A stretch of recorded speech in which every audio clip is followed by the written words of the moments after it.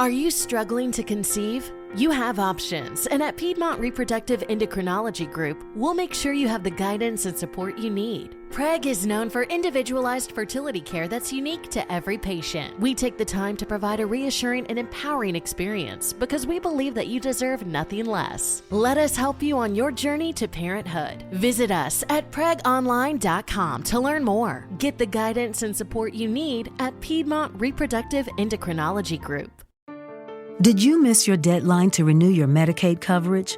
You can still send your completed annual review form to Healthy Connections Medicaid. You may be assigned to another health plan, but you can ask to come back to First Choice within 60 days of renewed Medicaid eligibility. It's your family. It's your choice. First Choice is the right choice. Renew and choose us. Visit selecthealthofsc.com/renew to learn more.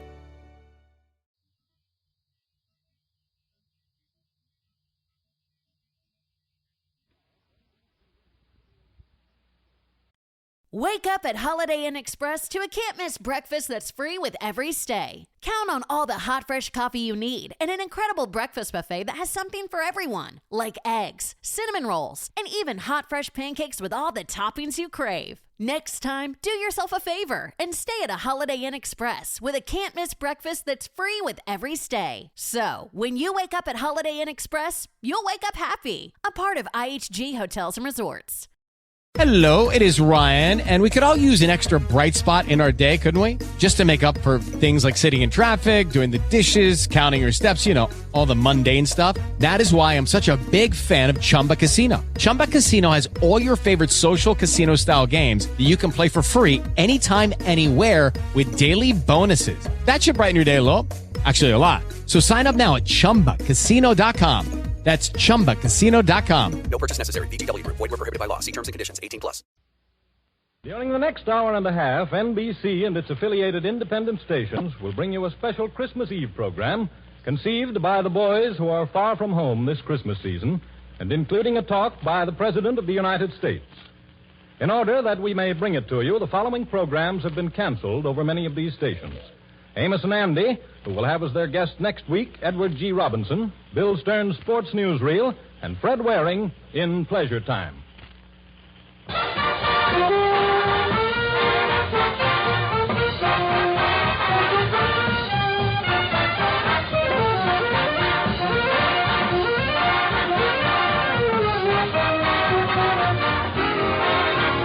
Standing by in Hollywood to conduct this worldwide tour are Lionel Barrymore, Bing Crosby, and Bob Hope. And now, let me introduce the man whose portrayal of Scrooge from Dickens' immortal Christmas Carol has become an American tradition this time of the year. Mr. Lionel Barrymore.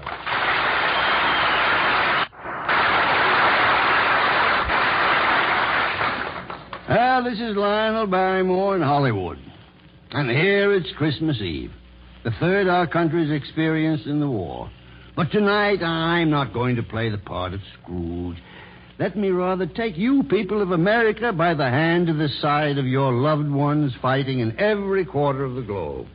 Our president and commander-in-chief is with us, too. He'll speak to our armed forces, and he has a word for us as well. We're going to Italy, North Africa, to New Guinea, Guadalcanal, New Caledonia. Yes, and for the first time on the radio, we'll take you to Munda. We'll visit China, where it already is Christmas. We'll go to India, Panama, and Alaska, Pearl Harbor, and some of our ships of the Navy. Yes, in this, our third year of war, we Americans are going to spend Christmas Eve at the fighting front of our men as they light up Christmas trees all over the world. Now, no program of this type would be complete without the presence of a certain young man. His name is synonymous with joy to the GIs. He's had the thrill of meeting most of them face to face, too. Ladies and gentlemen, may I present the guest conductor of this worldwide tour, Bob Hope.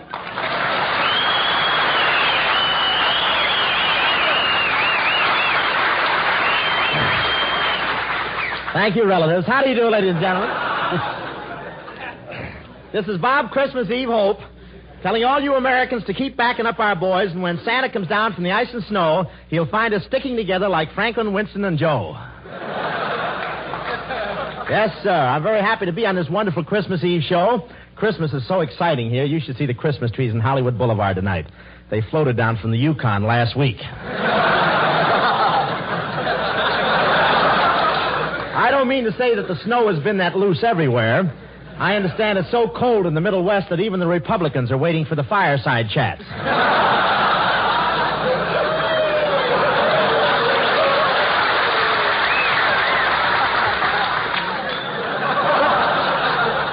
But Christmas spirit really prevails in Hollywood. All the boys in the service are visiting the canteen. You know what the Hollywood canteen is? That's the only place in the world where a private is happier with 1 star in his arms than he would be with 4 on his shoulder. I saw W.C. Fields at the canteen, and he sat next to me, but that's beside the pint.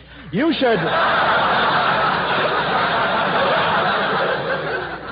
see his nose now that they lifted the dim out. It's wonderful. But I love Christmas because that's the time of the year that all my relatives come over and sit around the tree.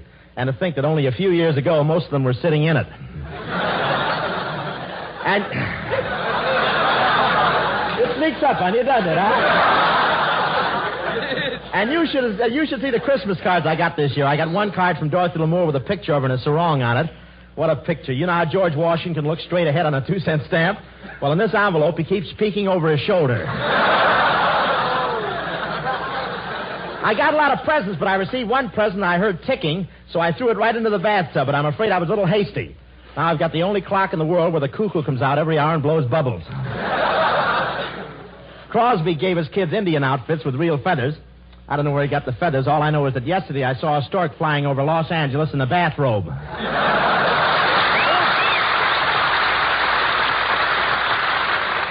you, men. And now for a visit with the men in North Africa. We go across the Atlantic and down the Mediterranean to Algiers. It's now after 3 o'clock on Christmas morning in Algiers. Less than 2 hours ago, the last soldier attended the midnight mass checked in his barracks. It's quiet now, but in this headquarters city, men and women are working. There are the truck drivers and railway engineers getting supplies up forward, the anti-aircraft gunners watching, the signal operators sending messages. In a few hours, another working day begins for everyone. But in spite of work and war, the generous spirit of Christmas is not forgotten. Hardly a barracks or company street is without its old-fashioned American Christmas tree, and hundreds of parties have been given by Army and Navy men for the children of North Africa. A typical one took place this afternoon at the Red Cross Club, where the men of the 12th Air Force Fighter Command entertained French war orphans. Here's one of the French-speaking Santas, Sergeant John Stewart of Sheffield, Alabama. Sergeant, did the youngsters enjoy themselves? You never saw 56 kids so happy and excited. They haven't had much in the past few years, and the Fighter Command has rather adopted them. We're going to give them their Christmas dinner tomorrow. What happened at the party? Well, there was French and American carol singing, a Mickey Mouse movie, and we gave each boy and girl his own big shopping basket full of woolen clothes, toys, candy, nuts, and fruit. The men in the Fighter Command had contributed money and their rations, and even Christmas food from home. Thank you, Sergeant Stewart. We in Africa are with you at home in spirit tonight. If Bing Crosby is around, tell him to wrap up a Christmas carol and put it under a Christmas tree for us. We return you to America. Glad to oblige, boys. But Major Eddie Dunstetter and the Army Air Forces Orchestra is here with us.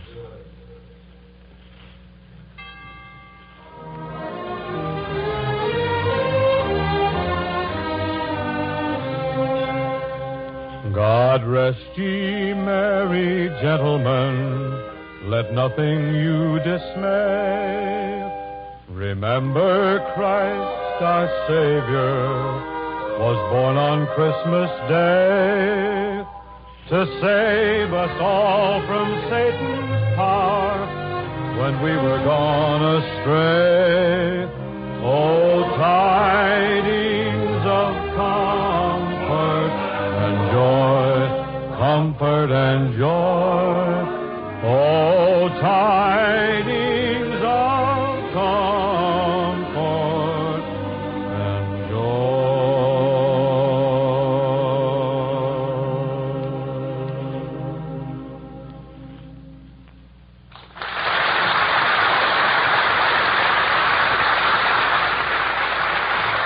Very fine, Bing. And now to meet some of the men of the Navy's Air Arm. We take you to one of the fightingest carriers of them all, a ship whose name and location must remain secret.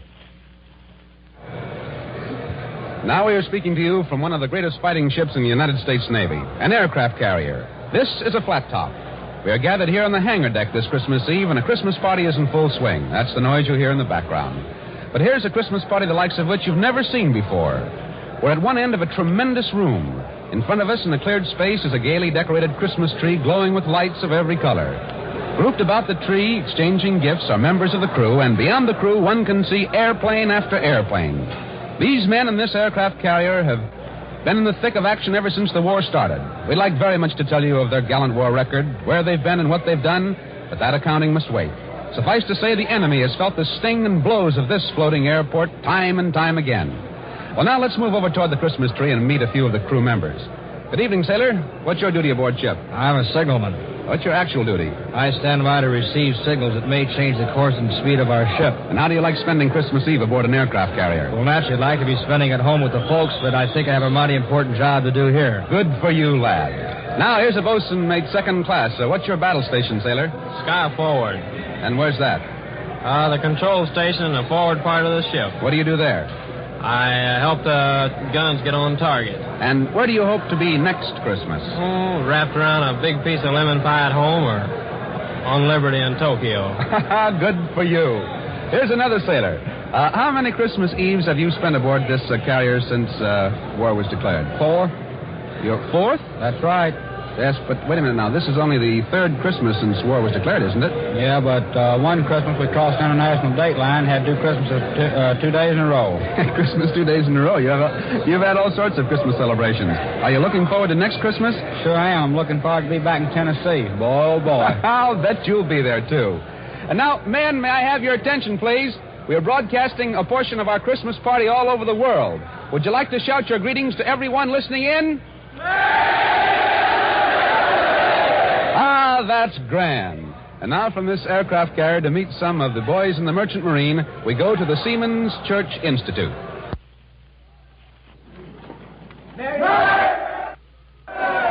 Ladies and gentlemen, we don't think you have met anyone quite like Chief Steward George Jack Kessel of the Merchant Marine, who's here with us at the Seamen's Church Institute. Chief Kessel was torpedoed in the Indian Ocean, spent 20 days in a life raft with 14 other survivors. Well, Chief, suppose you tell us about it. Well, when the ship was hit, I was below playing my mandolin. I ran up on deck and tossed the mandolin into my lifeboat. Then I went around, tried to scare up some food. But as it turned out later, the mandolin was almost as important. Important as food? Why was that? Well, we needed more than food and water to keep our courage up. So I'd start singing and playing all the old favorites at first. Then later, I started making up songs of my own about the boys in the boat, the folks at home, and the things we talked about mostly home. Well, tell us some of the titles. Well, I wrote Hats Off to the Merchant Marine, Heroes in Dungarees, Please Stay Out of My Dreams, I Haven't Forgotten the Thrill of Your Kiss, Let's Turn Back the Clock, and some others. Well, I've really heard your songs, and I think they're swell. But tell me, did they really help? Yes, sir, they sure helped a lot. 1 biscuit and 5 ounces of water a day isn't very much to go on for 20 days. Without those songs, the boys all felt that we couldn't have made it. Well, Chief, you're probably the only composer who ever wrote his songs in a life raft. And I'll bet no composer ever had a more appreciative audience. Well, I know this. Nobody, songwriter or not, ever sailed with finer men than I've lived and worked with in the Merchant Marine for the last 15 years. And you can bet this.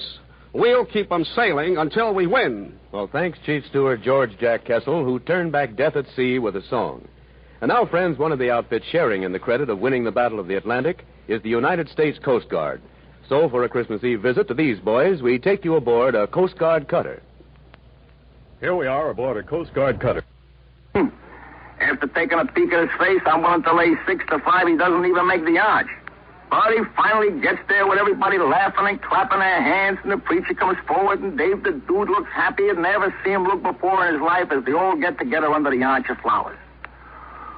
Well, all of a sudden there is a terrific racket at the front door of the Woodcock Inn. And in comes a doll about 4 feet high and 5 feet wide. In fact, I never see such a wide doll. She looks all hammered down. Her face is almost as wide as her shoulders, and she makes me think of a great, big, full moon.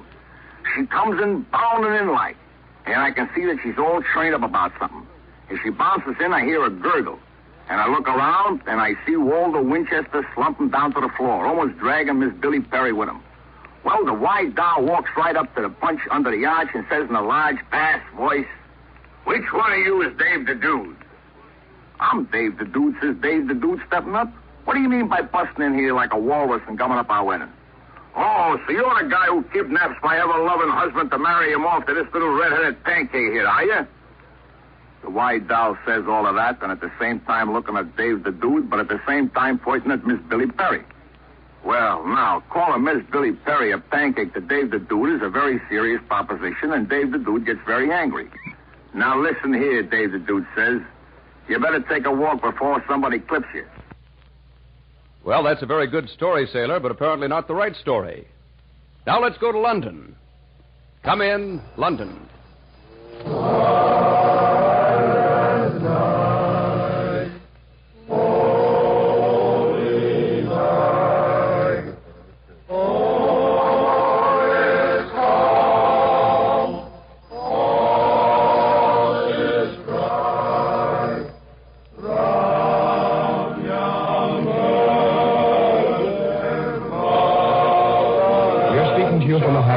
Air Force Liberator Station somewhere in England. There was a party at the Aero Club tonight. The long, narrow room had been decorated with Christmas trees and evergreen boughs and red crepe paper. 30 of the men, combat and ground personnel, enlisted men and officers got together and sang Christmas carols as a part of the program. It's 3:50 on the European Theater of Operations. The night is silent, but this Liberator base never sleeps, even on Christmas Eve. By air, the enemy is only a few minutes away. The men who are safeguarding the present and those who are preparing for the future are hard at work. And one of them, whose task is less grim than the others, is Technical Sergeant Nicholas L. Visco of Bridgeport, Pennsylvania. What are you doing at this hour of the morning, Sergeant? Roasting turkeys, and the boys realize that a lot of folks are doing without it, so we can have it here. We want to thank them for the small Christmas present. And that goes for all of us. Would you like to know what I'm doing about dessert? Absolutely. It's ice cream. We save our rations of powdered milk and powdered eggs, and I got a hold of some cocoa and cornstarch, all of which adds up to ice cream. Ah, good deal, Sergeant. Here's another man who works all round hours. Technical Sergeant John R. Wade of Taunton, Massachusetts, a member of the ground crew. Am I right about the hours, Sergeant? We're on 24-hour call, sir. Even on Christmas Eve? Even on a Christmas Eve. And that's why we brought our microphone to your workshop, to let you say Merry Christmas back home tonight. Merry Christmas, Mom, and everybody. And now, speaking for all the gunners in the European theater, is Staff Sergeant John Galanis of Plymouth, Pennsylvania, who has been on 19 missions and wears the Distinguished Flying Cross and the Air Medal with 2 clusters. Well, the best way I can put it is this. There's one ship in our group called Heaven Can Wait. It'd be like heaven to be home for Christmas this year, but heaven not only can, but has to wait until our job is finished. For the pilots, navigators, and bombardiers, First Lieutenant Alan L. Green of Oregon City, Oregon. The lieutenant is 21, has been on 17 missions, and wears the Distinguished Flying Cross, the Purple Heart, and the Air Medal. Lieutenant? Well, I feel the same way the sergeant does. Well, we've enjoyed the presents and the Christmas greetings we've had from home. We'd like to return every Merry Christmas in person, but it's back to duty now. So we might add we have some Christmas presents and some New Year's resolutions here in England. We're planning to deliver to Hitler in person. From England, the armed forces return to the United States. Well, here we are back in Hollywood. Now from America, where it's still Christmas Eve, we take you where it's already tomorrow. Christmas Day to China. Come in, Chongqing, China. Tonight, all the army men in Chongqing will be dancing at the Victory House as guests of General Xiong Jian. There's no snow in Chongqing like we used to have back home in Kansas, but we're having about everything else a soldier overseas could have this Christmas. For all the boys in China, a very Merry Christmas and a fine New Year. Now from China, we'd like you to meet some of our buddies on duty in India. Over the Himalayas, we go from Chongqing to New Delhi.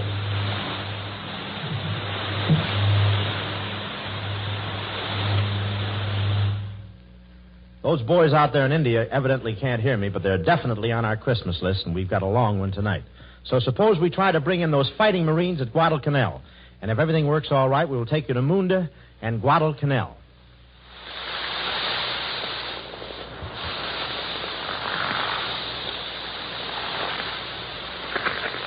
suppose I didn't back up and I'm going to canal again.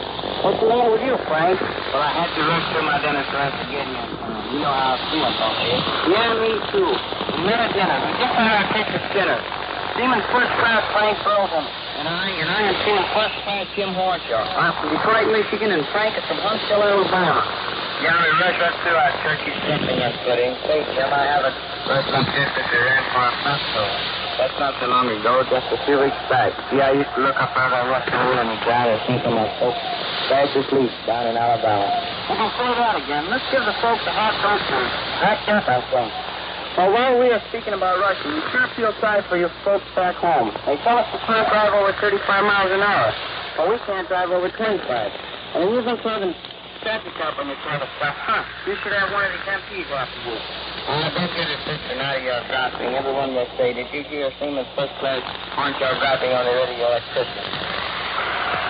But we're on the radio. Oh, don't worry about us, grubs, folks. We expected you, grub, but hopefully not on Christmas. Any level, it's sure a lot better here than it was last year. Last Christmas, almost everybody spent the holidays in a foxhole. Well, folks, all we really want to say is a Merry Christmas. It's a tough fight, and we'll be home soon, Mom, I hope. I was seeing first class Frank Frozen, Huntsville, Alabama, sending greetings to his mother and dad and his four sisters in Alabama, and my new little brother, too. And his new little brother, too. And I want to say greetings to my mother and dad, my brothers and sisters in Detroit. Hey, hopefully I'm listening. This is Seaman First Class Jim Horshaw on Guadalcanal, switching you to London, New Georgia. Go ahead, number. This is greeting from the Northern Phone. This is George Thomas Forster speaking from Linda Airfield on New Georgia Island. This is the first broadcast to come out of the Northern Phone. It is 1:20 on Christmas afternoon, and there are two blue jackets standing beside me. I want to tell you about Christmas on New Georgia. Here is Radio Man Second Class, Charles DeShara, of Beaverton, New York. Thanks, Mr. Forster. I'd like to introduce my pal, Gunner's Mate Third Class, Robert Noyers. Bob is from Cohoes, New York. Thanks, Charlie. What do we do now? Well, Charlie used to be on station WFYR in Syracuse, New York. So the show is yours, Charlie. Yes, but this is sure different than broadcasting from WFYR.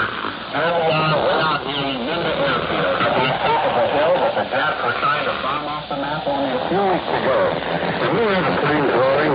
We're in an open space. It's not like Syracuse. It's sure not like Christmas at home, Bob? Sure isn't. We're standing here with our shirts off. And it's still plenty hot and damp. In fact, I'm soaking wet. Maybe I'm not. One thing, we did have a slow dinner just a half hour ago. I've got the menu here. Shall I read it, Sam? Sure, go ahead. Roast turkey, vivid gravy, pig dressing, and buttered cauliflower. With potatoes, cranberry sauce, ice cream, and chocolate cake. Candy, cigarettes, and coffee. And Merry Christmas. Remember last Christmas, Bob? And we were wondering where we would be this Christmas. Yeah, well, here we are. And here we stand till we run the 30 little yellow. Wait a minute, Bob. We're on the air.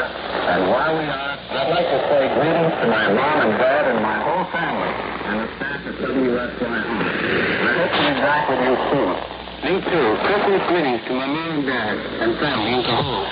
And a special greeting to you. I want to get this out and go down and meet him all night. Thank you, fellas. Thank you, Charlie, and Bob DeSnoyer. I hope you're faithful listeners because you're on the first broadcast of winter. This is your NBC war reporter, George Thomas Forster, speaking from New Georgia in the Northern Province. I now put you to the mainland.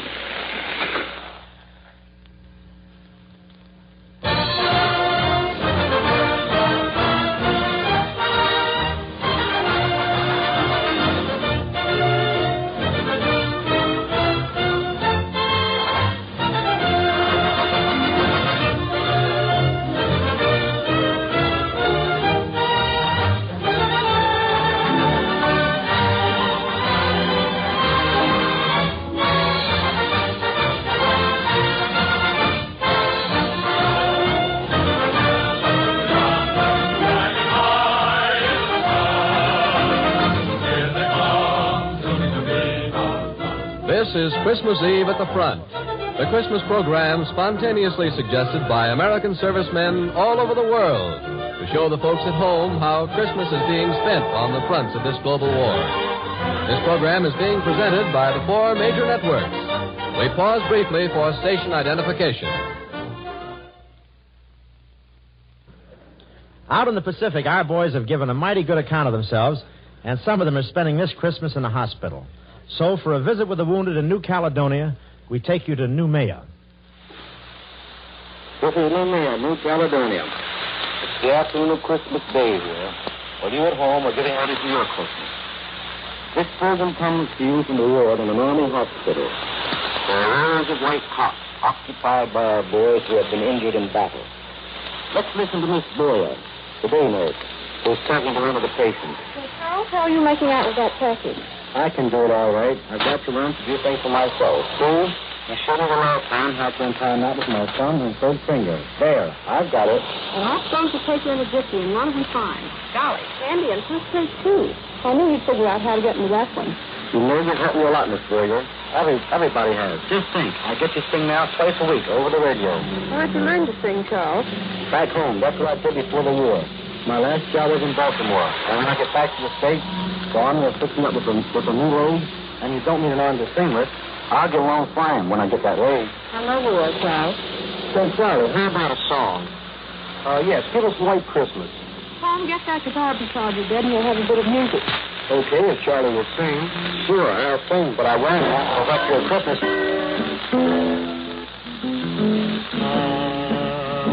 I'm dreaming of a white Christmas, just like the ones I used to know, where the tree comes. Now, while Charles sings, I'm sure our listeners would like to know more about him. So I'm going to ask Colonel Stewart, chief surgeon of the hospital, to tell us Charlie's story. Charlie's full name is Private First Class Charles E. Oates, whose home is at 1507 Grace Street, Baltimore, Maryland. He was 26 years old and was injured on Guadalcanal last January 16th when a shell killed his buddy. It was necessary to amputate his left arm and right leg. He was in a critical condition for some months. At first, he didn't have to arm, but now he always starts helping someone else. He sings for the boys here in the hospital, and twice a week he goes out in his wheelchair and sings a 15-minute program over the radio. I understand, Colonel. He received many gloves upon feet. Yes, Charlie had 31 transfusions in all. A record for the hospital, perhaps it's a record anywhere. Thank you, Colonel Stewart. Like countless other Americans, Charlie Oates has what it takes to win this war. He and his buddies have fought the job for 2 years. Give it out for this Christmas. Tomorrow around, we're going to make it possible for us to oversee. Return home and begin the Christmas tree for the country. So from this hospital ward in Noumea, New Caledonia, we send a Merry Christmas. Merry Christmas! And now back to the United States. Up in the windswept Aleutians, the boys are huddled around their stoves talking things over. So let's go to the land of snow and reindeers, to Alaska. A little test from Palestine now.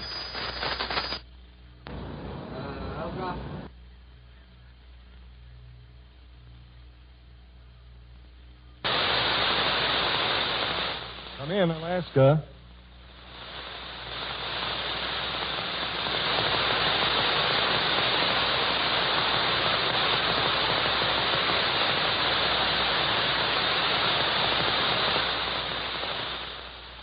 Say, Bing, we're having a little trouble getting Alaska, so step into my office, please. Is that what you meant? You look fine tonight. You look well. You look grand. Like my tent? Isn't that a wonderful thing? What button do you push to get KECA? What are you doing? That's the wrong network. We're on KFI. Sorry, John. Do you like this little suit I have on? Yes, looks something like an unmade bed. Look who's talking. Are those your pants or are you dancing with somebody? Bing, this is a little suit. It's a little suit I had made for me in Pittsburgh. Where were you at the time? I was...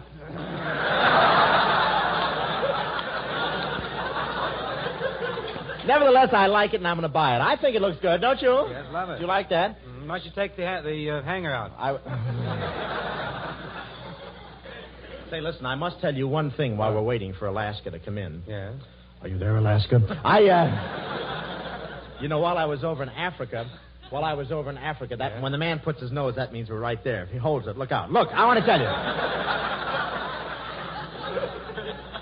Ernest Hemingway told me to thank you. He did? For what? While I was over in Africa, I met Hemingway, and he told me to thank you. Nice to hear. For what? Why Well, did he saw your horses running, and he got the idea for whom the bell tolls. You know, and I had a wonderful time over there. Is it true that your horses are the only ones that have racks for their canes? Is it true? Lies. All lies. Filthy lies. Filthy lies. My horses haven't much speed, but they have lovely personalities, all of them. They're charming horses. They are. They're some of the finest horses in Dr. Townsend's club. I want to tell you that. Listen, another thing. Listen, Bing, I want to know one thing. Why were you late for rehearsal tonight? I couldn't get here any sooner. What do you mean you Well, couldn't something get here? very serious happened on the way to the broadcast. I stopped at the stables to see my charges. You did? Is that right? I understand you have new stables down there by the Southern Pacific where the Super Chief goes by. That's right. The other day, the Super Chief went by and Bing lined all his horses up and said, "See, that's what I mean."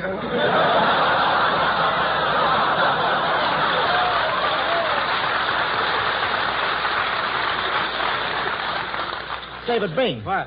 How about this right here? You want to cut in clever, right there? Yes. Christmas Eve, and every other night is silent night for the men of the submarine service. But tonight they break their silence to join us around the Christmas tree as we take you aboard a United States submarine. I can use you. Come in at 9. I am an electrician mate first class aboard a fleet submarine. In speaking for all submarine men, I want to say to our wives and kids back home, to Mother and Dad, and to the sweethearts who wait our return, Merry Christmas and a Happy New Year from Uncle Sam's Submarines. I am the mail orderly aboard, and for a while my job was pretty tough with all the packages and mail for the crew. How did you make out, Joe? Swell. Enough cigarettes to last 2 months and a picture of my best gal. And you, Swede? Well, I got a big fruitcake from home, but made the mistake of opening it up in the mess room. And how about you, Frenchie? You know, the little woman is living back on the East Coast. Well, I got a card saying, Merry Christmas. Please send check. Rent overdue. Boy, things must be pretty tough back there. Boy, you said it. How about you, Chief? Well, the best package all of us could get right now is a big, fat Jap cruiser. Right in hell. That's right. Yes, sir. Did you see those turkeys Cookie is working on in the galley? Yeah, and all the trimmings, too. Here we go again. Take her down. Level off it, periscoped up. Battle station submerged.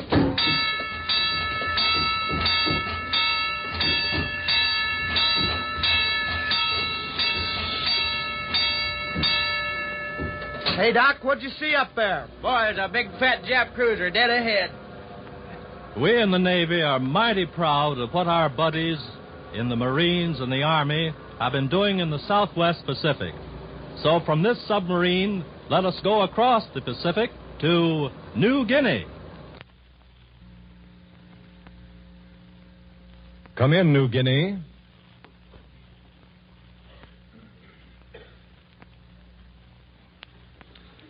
Say, we're mighty sorry the boys in New Guinea can't hear us right now. We had them on the line just a moment ago, and this is the message they sent us. It's Christmas Day here in New Guinea. All over this island, American and Australian troops, together with their native helpers, have managed to observe the holiday to the best of their ability. Some were able to sing a carol or two last night, and a surprising number contrived to attend the religious services held last night and still being conducted today from the north bank of the Massawong River to the bomb-scarred chapels of Port Moresby. But everyone found time to open his presents and read his mail. Other than these activities, Christmas on New Guinea is a case of it being Saturday and another day of war.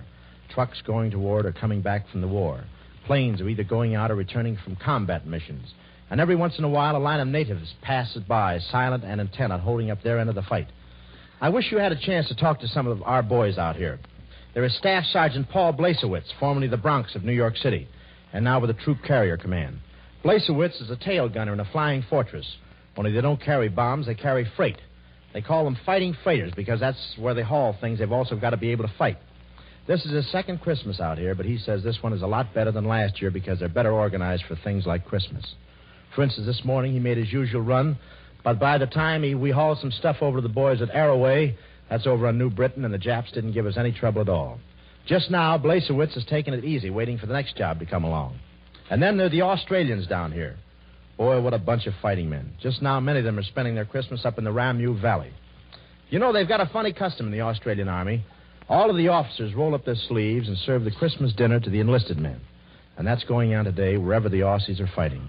And that's what's happening out here in New Guinea. We know that all you people back home are working with all your might to make such a broadcast as this completely unnecessary on Christmas Day of 1944. And that's the message. Well, believe me, fellas, we can't wait till the American forces return to the United States, but we realize there still is a big job ahead. A very big job to be done on both sides of the war and home fronts, and the sooner we finish both jobs, the sooner our boys will come home. You know, Robin, the Navy is doing a huge share of that job, too. Boy, you can say that again, Bing. Let's cut in on Christmas Eve doings on one of Uncle Sam's mighty battle wagons. To greet the holy night that gave the world its Christmas rose, its king of love and light. This is Christmas Eve with the Blue Jackets aboard a United States battleship. Listen while Blue Jacket McMillan, Seaman First Class, is singing Jesu Bambino for the ship's crew.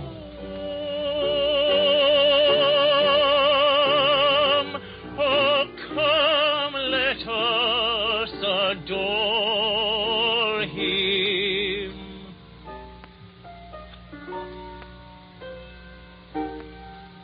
Let us adore him, Christ the Lord.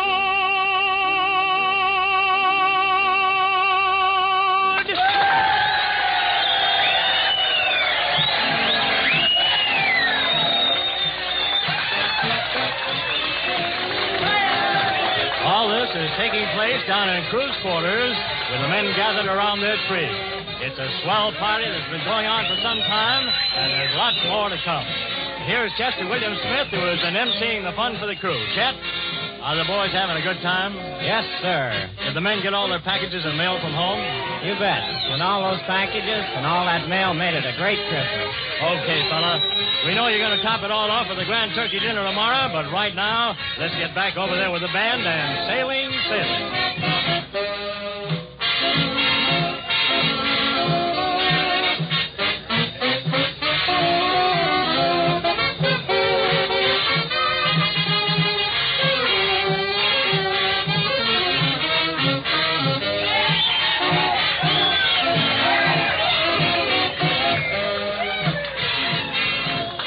From this big battle wagon, we take you to the boys guarding our lifeline on the Big Ditch at Panama.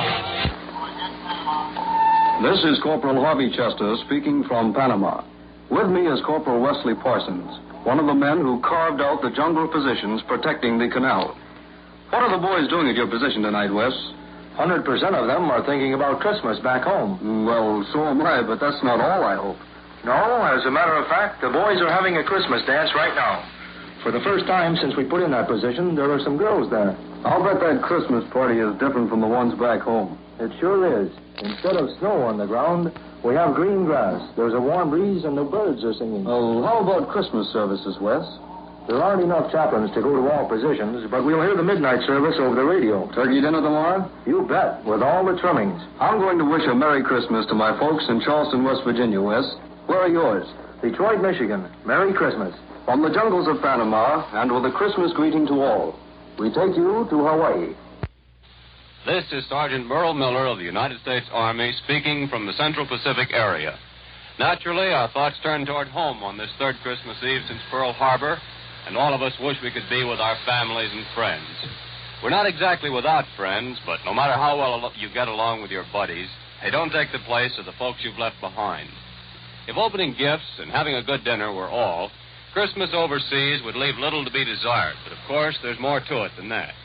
However, there's going to be plenty of turkey all around, and most of us already have received a generous stack of mail from home. Summing up our observation of the news from the home front, we wonder if victory couldn't be stepped up if there was less time spent on small-town politics labor disputes, and ballyhoo. We're not kicking, we just wonder. Over here, where all work is considered essential war work, the activities of the civilian and military population are not too widely separated. We still have a 10 o'clock curfew and blackout and early closing hours in town. Taking everything into consideration, we're pretty well off. That was Sergeant Merle Miller, Bureau Chief of Yanks Pacific Edition. Standing by at a vantage point overlooking Pearl Harbor is Marine Private First Class Harry A. Jackson. This 19-year-old Marine from Pitchfork, Wyoming, was in the first wave that stormed the beaches of Tarawa in the Gilberts. Come in, Private Jackson. Since December 7th, 1941, when Christmas was all but totally blacked out, Pearl Harbor is slowly but surely being avenged. Coral Sea, Midway, Guadalcanal, Kiska, and Attu. And now the Gilberts.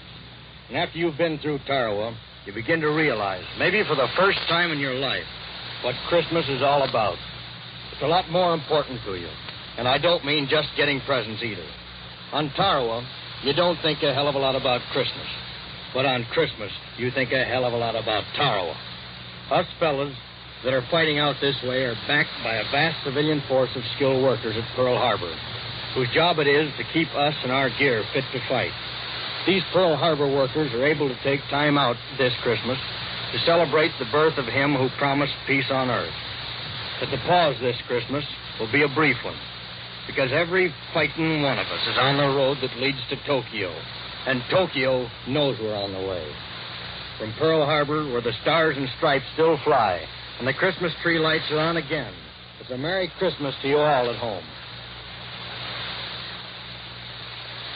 2,000 years ago, a star shone down over Bethlehem, and the angels heralded peace on earth, goodwill to men. Today there is no peace, and goodwill is shriveled in the flame and smoke of battle, in the hatred and greed of men. Today the star of Bethlehem shines down on gleaming bayonets, and the three wise men no longer roam the plains of Judea, bearing gifts and ointments. Today there are tanks bearing death and destruction, stalking the plains of the earth in search of human prey. And yet, the star still shines over Bethlehem, and there are still men of goodwill in every nook and corner of the earth, fighting and praying that peace may be restored to the world, that men may learn how to live with one another in peace and tranquility, that their children may walk in the majesty of the Lord, unafraid and unopposed.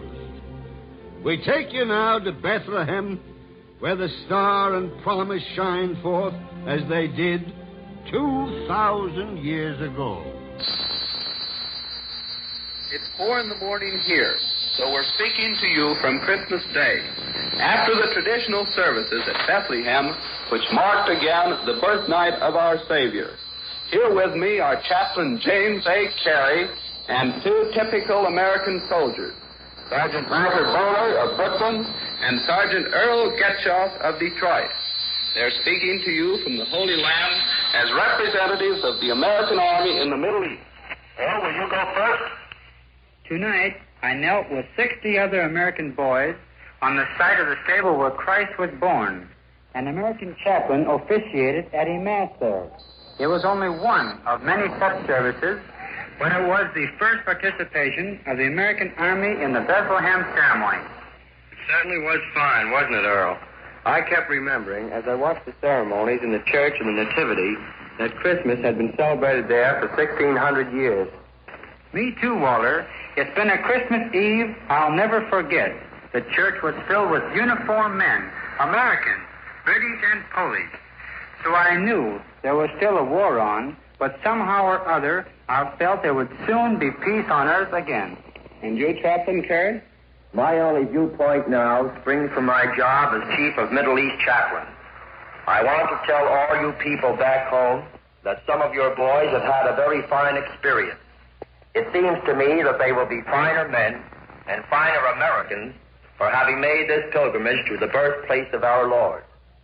And now, as the Star of Bethlehem shines down, the Middle East Armed Forces return you to the United States.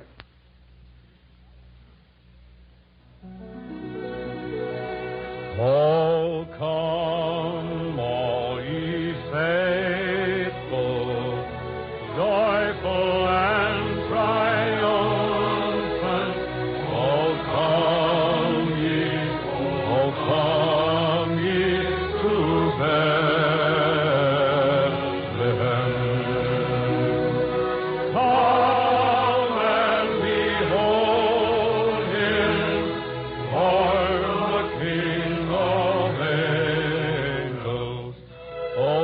come, let us adore him. Oh, come, let us adore him. Oh, come, let us adore him. Christ the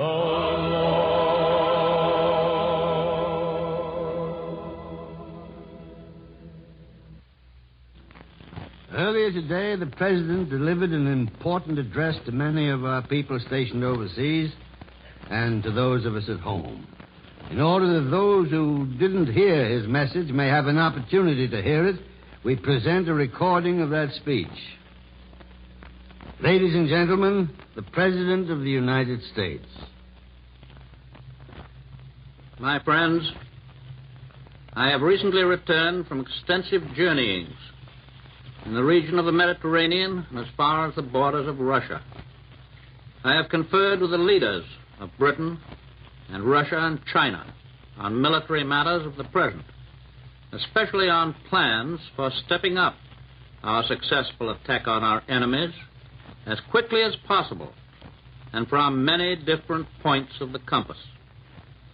On this Christmas Eve, there are over 10 million men in the armed forces of the United States alone. 1 year ago, 1,700,000 were serving overseas.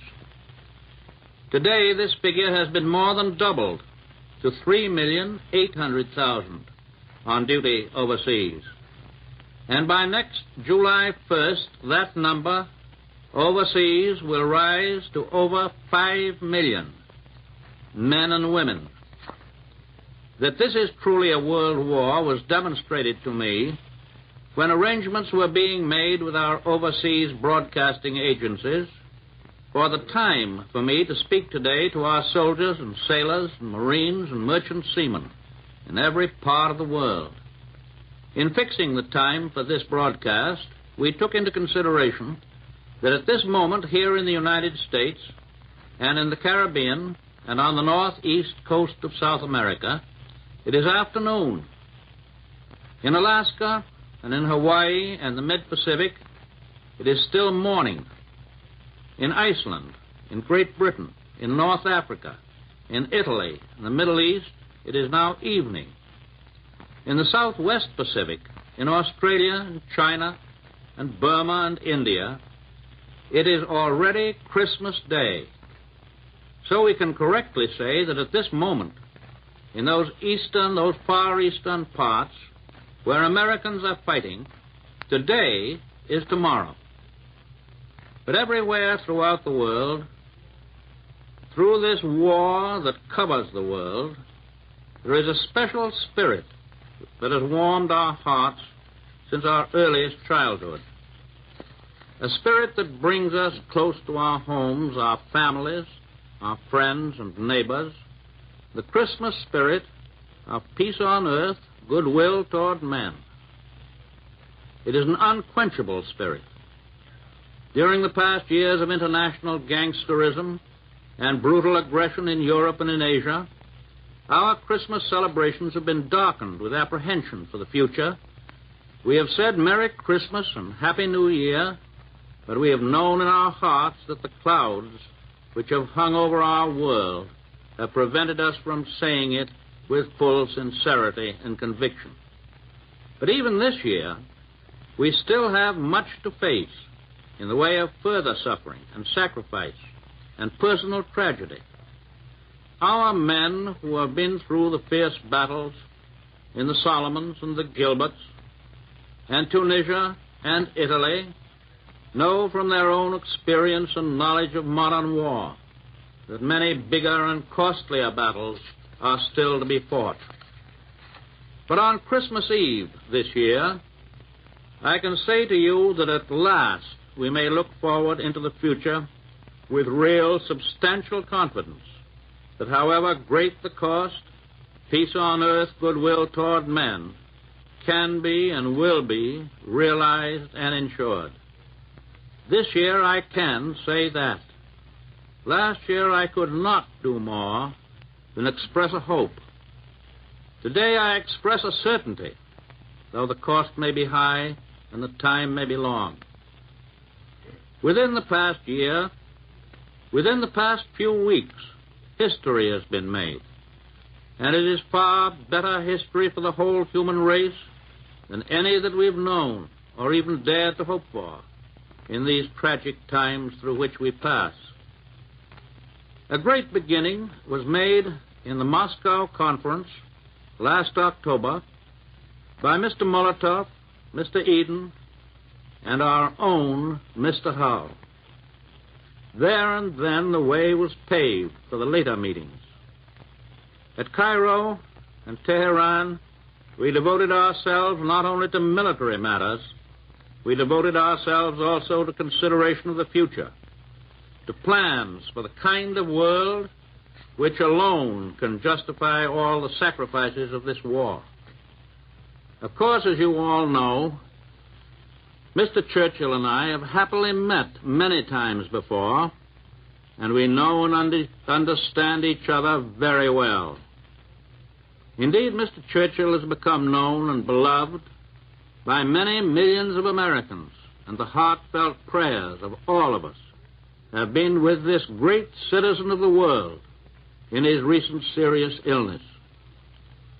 The Cairo and Tehran conferences, however, gave me my first opportunity to meet the Generalissimo, Chiang Kai-shek, and Marshal Stalin, and to sit down at the table with these unconquerable men and talk with them face to face. We had planned to talk to each other across the table at Cairo and Tehran, but we soon found that we were all on the same side of the table. We came to the conferences with faith in each other, but we needed the personal contact. And now we have supplemented faith with definite knowledge. It was well worth traveling thousands of miles over land and sea to bring about this personal meeting and to gain the heartening assurance that we are absolutely agreed with one another on all the major objectives and on the military means of obtaining them. At Cairo, Prime Minister Churchill and I spent 4 days with the Generalissimo, Chiang Kai-shek. It was the first time that we'd had an opportunity to go over the complex situation in the Far East with him personally. We were able not only to settle upon definite military strategy, but also to discuss certain long-range principles which we believe can assure peace in the Far East for many generations to come. Those principles are as simple as they are fundamental. They involve the restoration of stolen property to its rightful owners and the recognition of the rights of millions of people in the Far East to build up their own forms of self-government without molestation. Essential to all peace and security in the Pacific and in the rest of the world is the permanent elimination of the Empire of Japan as a potential force of aggression. Never again must our soldiers and sailors and Marines and other soldiers and sailors and Marines be compelled to fight from island to island as they are fighting so gallantly and so successfully today. Increasingly powerful forces are now hammering at the Japanese at many points over an enormous arc which curves down through the Pacific from the Aleutians to the jungles of Burma. Our own Army and Navy, our Air Forces, the Australians and New Zealanders, the Dutch and the British land, air, and sea forces are all forming a band of steel which is slowly but surely closing in on Japan. And on the mainland of Asia, under the Generalissimo's leadership, the Chinese ground and air forces, augmented by American air forces, are playing a vital part in starting the drive which will push the invaders into the sea. Following out the military decisions at Cairo, General Marshall has just flown around the world, and has had conferences with General MacArthur and Admiral Nimitz, conferences which will spell plenty of bad news for the Japs in the not too far distant future. I met in the Generalissimo a man of great vision, great courage, and a remarkably keen understanding of the problems of today and tomorrow. We discussed all the manifold military plans for striking at Japan with a decisive force from many directions, and I believe I can say that he returned to Chongqing with the positive assurance of total victory over our common enemy. Today, we and the Republic of China are closer together than ever before in deep friendship and in unity of purpose. After the Cairo conference, Mr. Churchill and I went by airplane to Tehran. Wake up at Holiday Inn Express to a can't-miss breakfast that's free with every stay. Count on all the hot, fresh coffee you need and an incredible breakfast buffet that has something for everyone, like eggs, cinnamon rolls, and even hot, fresh pancakes with all the toppings you crave. Next time, do yourself a favor and stay at a Holiday Inn Express with a can't-miss breakfast that's free with every stay. So, when you wake up at Holiday Inn Express, you'll wake up happy. A part of IHG Hotels and Resorts. Judy was boring. Hello. Then Judy discovered ChumbaCasino.com. It's my little escape. Now Judy's the life of the party. Oh, baby, mama's bringing home the bacon. Whoa, take it easy, Judy. The Chumba life is for everybody. So go to ChumbaCasino.com and play over 100 casino-style games. Join today and play for free for your chance to redeem some serious prizes. ChumbaCasino.com. No purchase necessary. Void where prohibited by law. 18 plus terms and conditions apply. See website for details. There we met with Marshal Stalin. We talked with complete frankness on every conceivable subject connected with the winning of the war and the establishment of a durable peace after the war. Within 3 days of intense and consistently amicable discussions, we agreed on every point concerned with the launching of a gigantic attack upon Germany. The Russian army will continue its stern offensives on Germany's eastern front. The Allied armies in Italy and Africa will bring relentless pressure on Germany from the south. And now the encirclement will be complete as great American and British forces attack from other points of the compass. The commander selected to lead the combined attack from these other points is General Dwight D. Eisenhower. His performances in Africa, in Sicily, and in Italy have been brilliant. He knows by practical and successful experience the way to coordinate air, sea, and land power. All of these will be under his control.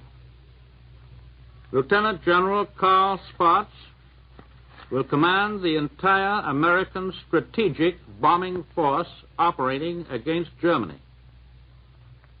General Eisenhower gives up his command in the Mediterranean to a British officer whose name is being announced by Mr. Churchill.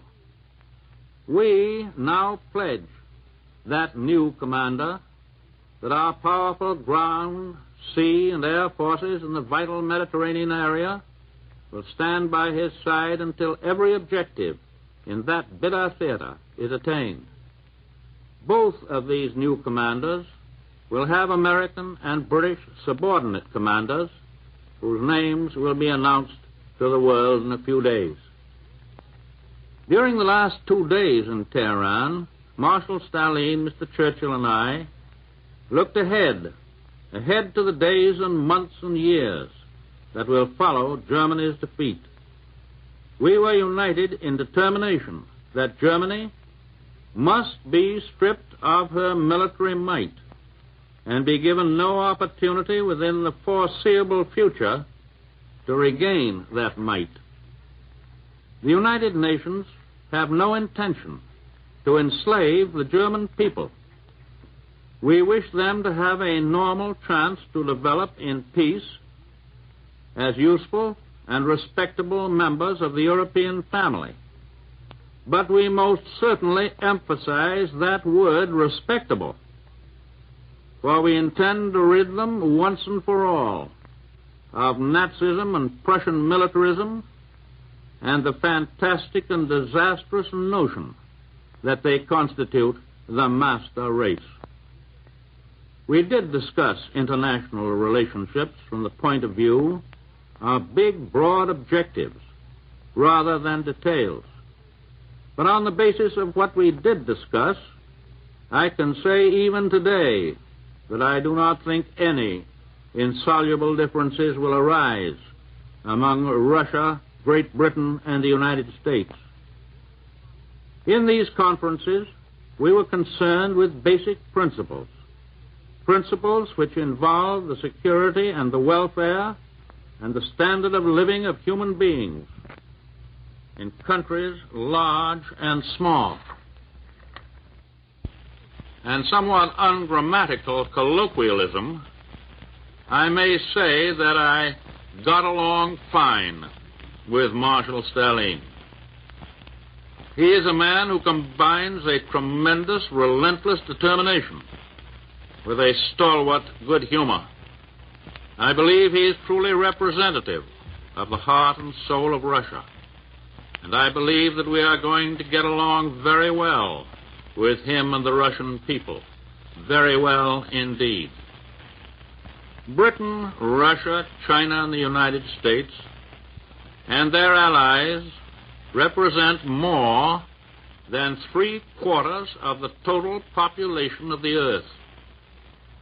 As long as these four nations, with great military power, stick together in determination to keep the peace, there will be no possibility of an aggressor nation arising to start another world war.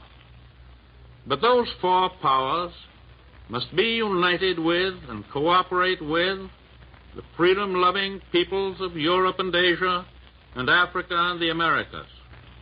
The rights of every nation, large or small, must be respected and guarded as jealously as are the rights of every individual within our own republic. The doctrine that the strong shall dominate the weak is the doctrine of our enemies, and we reject it. But at the same time, we're agreed that if force is necessary to keep international peace, international force will be applied for as long as it may be necessary. It has been our steady policy, and it is certainly a common sense policy, that the right of each nation to freedom must be measured by the willingness of that nation to fight for freedom. And today we salute our unseen allies in occupied countries, the underground resistance groups, and the armies of liberation. They will provide potent forces against our enemies when the day of the counter-invasion comes. Through the development of science, the world has become so much smaller that we have had to discard the geographical yardsticks of the past. For instance, through our early history, the Atlantic and Pacific Oceans were believed to be walls of safety for the United States. Time and distance made it physically possible, for example, for us and for the other American republics to obtain and maintain independence against infinitely stronger powers. Until recently, very few people, even military experts, thought that the day would ever come when we might have to defend our Pacific coast against Japanese threats of invasion. At the outbreak of the First World War, relatively few people thought that our ships and shipping would be menaced by German submarines on the high seas, or that the German militarists would ever attempt to dominate any nation outside of Central Europe. After the armistice in 1918, we thought and hoped that the militaristic philosophy of Germany had been crushed, And being full of the milk of human kindness, we spent the next 20 years disarming, while the Germans whined so pathetically that the other nations permitted them and even helped them to rearm. For too many years, we lived on pious hopes that aggressor and warlike nations would learn and understand and carry out the doctrine of purely voluntary peace. The well-intentioned but ill-fated experiments of former years did not work. It is my hope that we will not try them again. No, that is putting it too weakly. It is my intention to do all that I humanly can as President and Commander-in-Chief to see to it that these tragic mistakes shall not be made again. There have always been cheerful idiots in this country who believed that there would be no more war for us if everybody in America would only return into their homes and lock their front doors behind them. Assuming that their motives were of the highest, events have shown how unwilling they were to face the facts. The overwhelming majority of all the people in the world want peace. Most of them are fighting for the attainment of peace. Not just a truce, not just an armistice, but peace that is as strongly enforced and as durable as mortal man can make it. If we are willing to fight for peace now, is it not good logic that we should use force if necessary in the future to keep the peace? I believe and I think I can say that the other three great nations who are fighting so magnificently to gain peace are in complete agreement that we must be prepared to keep the peace by force. If the people of Germany and Japan are made to realize thoroughly that the world is not going to let them break out again, it is possible and I hope probable that they will abandon the philosophy of aggression, the belief that they can gain the whole world, even at the risk of losing their own souls. I shall have more to say about the Cairo and Tehran conferences when I make my report to the Congress in about 2 weeks' time. And on that occasion, I shall also have a great deal to say about certain conditions here at home. But today, I wish to say that in all my travels, at home and abroad, it is the sight of our soldiers and sailors and their magnificent achievements which have given me the greatest inspiration and the greatest encouragement for the future. To the members of our armed forces, to their wives, mothers, and fathers, I want to affirm the great faith and confidence that we have in General Marshall and Admiral King, who direct all of our armed might throughout the world. Upon them falls the responsibility of planning the strategy, of determining where and when we shall fight. Both of these men have already gained high places in American history, places which will record in that history many evidences of their military genius that cannot be published today. Some of our men overseas are now spending their third Christmas far from home. To them and to all others overseas, or soon to go overseas, I can give assurance that it is the purpose of their government to win this war and to bring them home at the earliest possible time. And we here in the United States had better be sure that when our soldiers and sailors do come home, they will find an America in which they are given full opportunities for education and rehabilitation and social security and employment and business enterprise under the free American system. and that they will find a government which, by their votes as American citizens, they have had a full share in electing. The American people have had every reason to know that this is a tough and destructive war. On my trip abroad, I talked with many military men who had faced our enemies in the field. These hard-headed realists testify to the strength and skill and resourcefulness of the enemy generals and men whom we must beat before final victory is won. The war is now reaching the stage where we shall all have to look forward to large casualty lists, dead, wounded, and missing. War entails just that. There is no easy road to victory, and the end is not yet in sight. I have been back only for a week. It is fair that I should tell you my impression. I think I see a tendency in some of our people here to assume a quick ending of the war. The war and the result means false reasoning. I think I discern an effort to resume or even encourage an outbreak of partisan thinking and talking. I hope I am wrong, for surely our first and most foremost tasks are all concerned with winning the war and winning a just peace that will last for generations.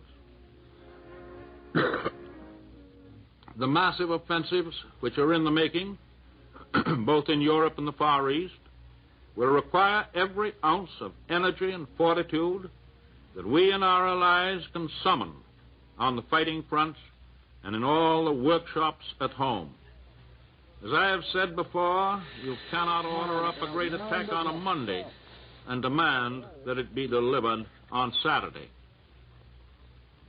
Less than a month ago, I flew in a big Army transport plane over the little town of Bethlehem in Palestine.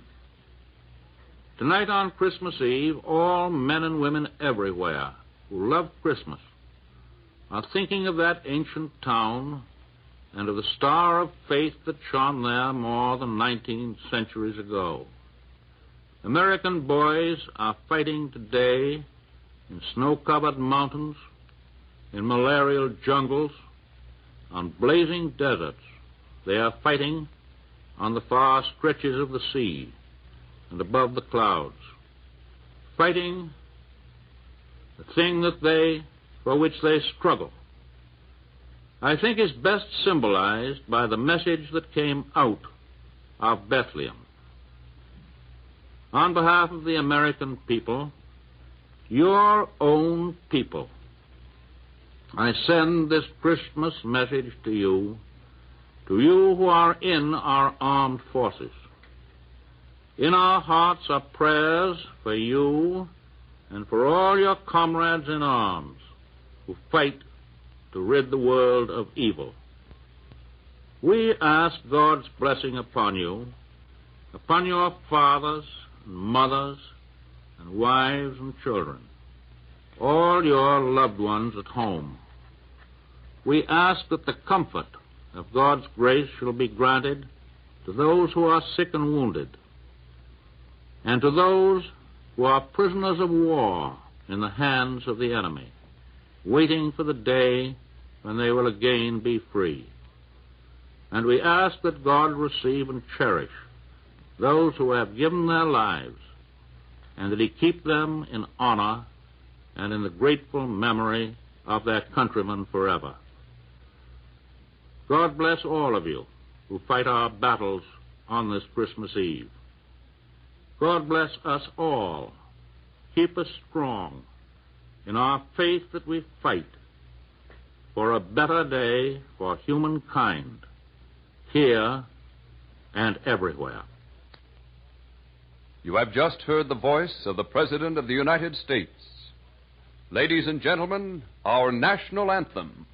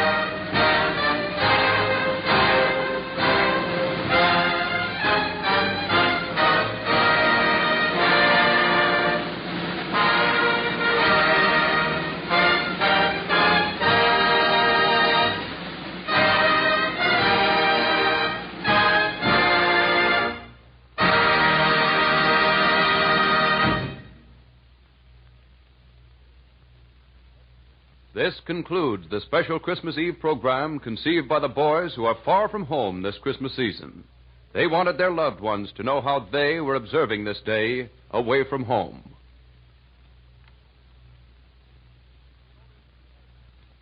In order that we might bring you the special program just concluded, the following programs, usually heard over many of these stations, were canceled tonight.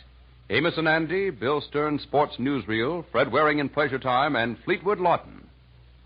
This is the National Broadcasting Company.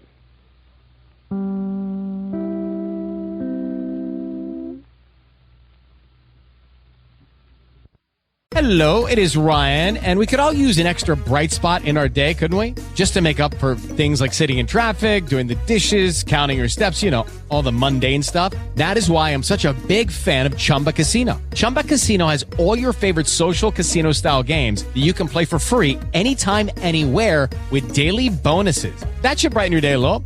Actually, a lot. So sign up now at ChumbaCasino.com. That's ChumbaCasino.com. No purchase necessary. VGW Group. Void where prohibited by law. See terms and conditions. 18+.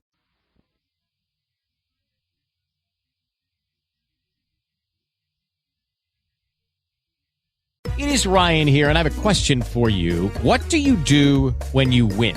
Like, are you a fist pumper, a woohooer, a hand clapper, a high fiver? I kind of like the high five, but if you want to hone in on those winning moves, check out Chumba Casino. At ChumbaCasino.com, choose from hundreds of social casino-style games for your chance to redeem serious cash prizes. There are new game releases weekly, plus free daily bonuses, so don't wait. Start having the most fun ever at ChumbaCasino.com. No purchase necessary. VGW Group. Void where prohibited by law. See terms and conditions. 18+.